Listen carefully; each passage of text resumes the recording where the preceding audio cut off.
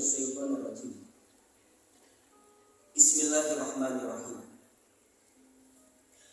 Ya ayyatuhan nafsul mutmainnah, irji'i ila rabbiki radiyatan mardiyah, fadkhuli fi ibadi wadkhuli jannati. Allah Subhanahu wa ta'ala berfirman, duhai hamba-hambaku yang berjiwa tenang, yang dipanggil adalah hambanya yang berjiwa tenang. Apa kata Allah? Kembalilah kepadaku, kepada Tuhan, dengan perasaan ridho, dan Allah meridhoinya. Perhatikan tulisnya. Pentingnya sikap menerima, pentingnya sikap ridho. Semua yang hadir, kalau ditanya, mau nggak dapat ridho Allah? Jawab yang keras, mau atau tidak? Semua pengen dapat ridho Allah. Bagaimana caranya agar kita bisa mendapatkan ridho Allah? Berdasarkan ayat ini, jawabannya belajar ridho dengan ketentuan Allah. Mohon maaf, teman-teman gak mungkin dapat ridho Allah kalau teman-teman gak ridho dengan ketentuan Allah. Teman-teman gak mungkin disayang sama Allah kalau teman-teman gak menerima apa yang Allah hadirkan untuk hidupnya teman-teman. Maka satu kali dikisahkan Sufyan Ats-Tsauri itu pernah berdoa di depan Rabi'ah Al-Adawiyah. Apa doanya? Ya Allah, berikanlah ridhomu kepadaku. Kemudian Rabi'ah menjawab, apakah engkau tidak malu minta ridhonya Allah untuk diberikan kepadamu, sedangkan engkau belum ridho dengan ketentuan Allah? Mohon maaf, dikisahkan Sufyan Ats-Tsauri dan Rabi'ah ini termasuk pasangan yang banyak diberikan kekurangan. Salah satunya ada yang diberikan mata, penglihatannya tidak sempurna. Salah satunya ada yang diberikan tubuh, tapi tubuhnya tidak sempurna. Kemudian Sufyan minta agar Allah meridhoinya. Apa kata Rabi'ah? Bagaimana mungkin Allah memberikan ridhonya kepadamu, sedangkan engkau belum ridho dengan ketentuan Allah? Kemudian Sufyan beristighfar kepada Allah, minta ampun sama Allah. Teman-teman, Ahilman tidak tahu pasti ya, tapi mungkin ada di antara teman-teman di sini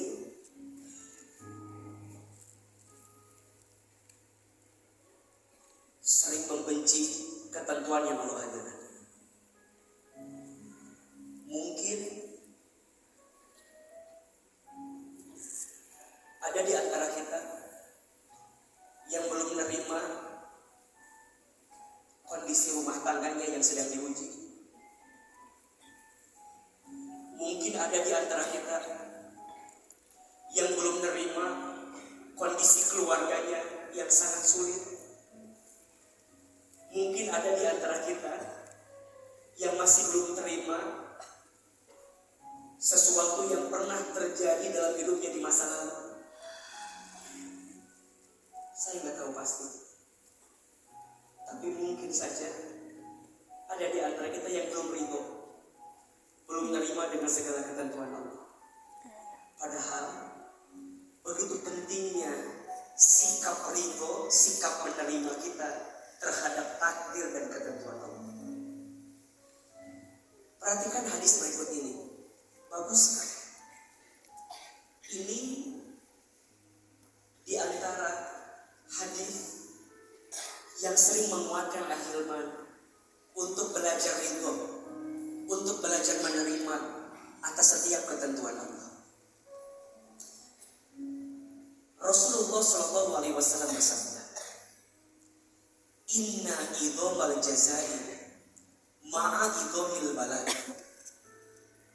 Sesungguhnya besarnya pahala itu tergantung beratnya ujian, beratnya pengorbanan. Makin berat ujiannya, makin besar pahalanya. Makin berat rasa sakit yang kita terima, dan kita ridho, kita menerima semua apa yang Allah hadirkan itu, maka makin besar pahala yang Allah siapkan untuk kita. Wa inna Allaha idza ahabba qauman ibtalahum. Dan sesungguhnya Allah, apabila Allah sedang mencintai seorang hamba, apabila Allah sedang mencintai suatu kaum, ibtalahum, Allah segerakan ujian kepada mereka. Maka mohon maaf, teman-teman saya, kalau ada di antara kita yang sedang diuji hari ini, sedang diberikan sesuatu yang berat hari ini, catat. Bukan berarti Allah mengazabmu, bukan berarti Allah menghukummu. Mulai hari ini, tataplah ujian itu adalah cara Allah mencintaimu, cara Allah memeluk tubuhmu, cara Allah membelai kepalamu. Jadi kalau Allah sedang mencintai seorang hamba, maka Allah segerakan ujiannya. Faman radiya falahu ridho.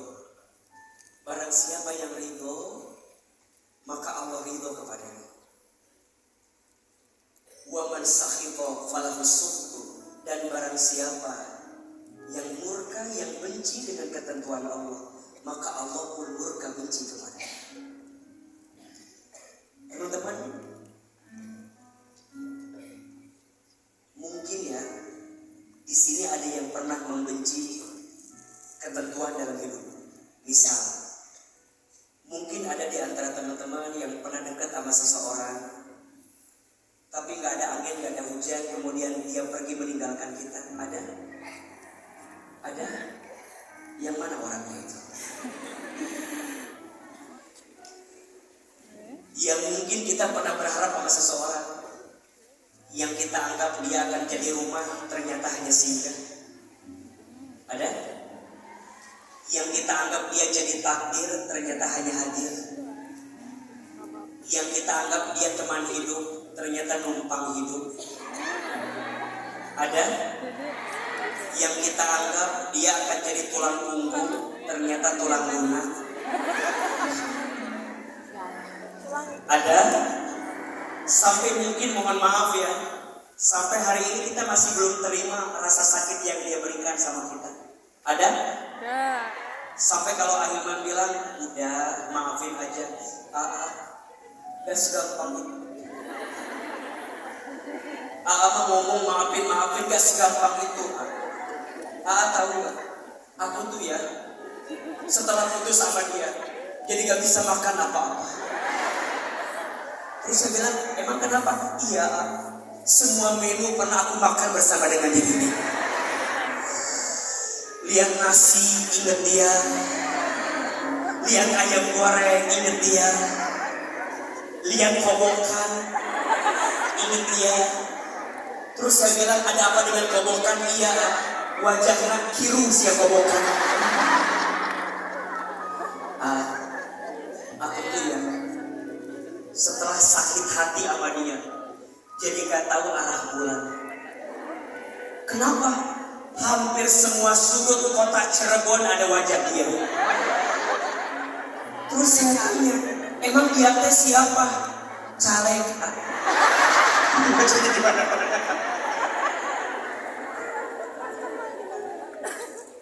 Ah, aku tuh nggak nyangka loh, Mak. Kok bisa ya? Suami aku tuh nyakitin aku kayak sebegitunya. Apa gak ketuker sama suami tetangga gitu?